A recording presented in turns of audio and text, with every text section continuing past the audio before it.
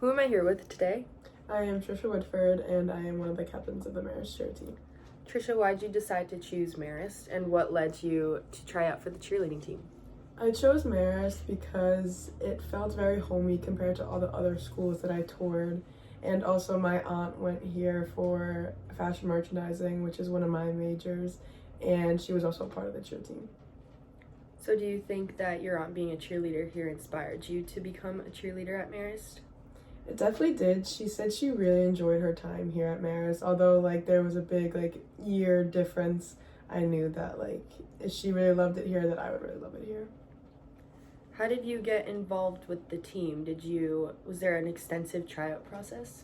So the tryout process was very lengthy when I was a freshman. It's a little different now, but freshman year there was, I'm pretty sure, 3 days of tryouts. One of them was tumbling, doing the dances, and then the next one was the stunting process, and then the last one was just all together with the people who didn't make it.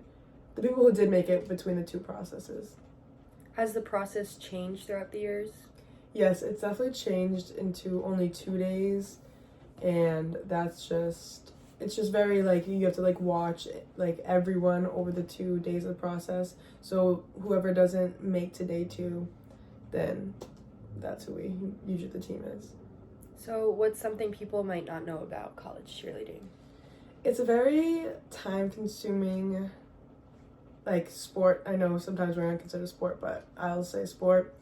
It's very time-consuming with not just cheering for both basketball and football along with the competitions, but it is also very time-consuming with the fundraisers and all the events that we do go to at the school.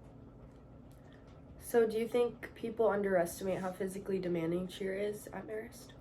I do think that people underestimate not just us, but a lot of other cheerleaders too. Coming from someone who had 8 broken noses, 1 broken hip, it's very difficult to be a cheerleader, and people don't understand that because of how peppy that we have to be and hide basically the pain.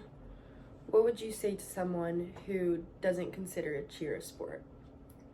With that, a lot of people that don't consider cheer as a sport can be a little hard-headed because they don't want to listen to different opinions basically, and if there's no ball or if there's no hitting in the sport, then they just consider it not a sport, which I don't think it's fair, but there's something you can really say to those people. So not being considered a sport here at Marist, do you think having the budget you have right now is fair? The budget is definitely a little low for us, even though that we do fundraise a ton. We still don't have a lot of money for everything that we need to get done or even just want to get done. It's very difficult with the budget.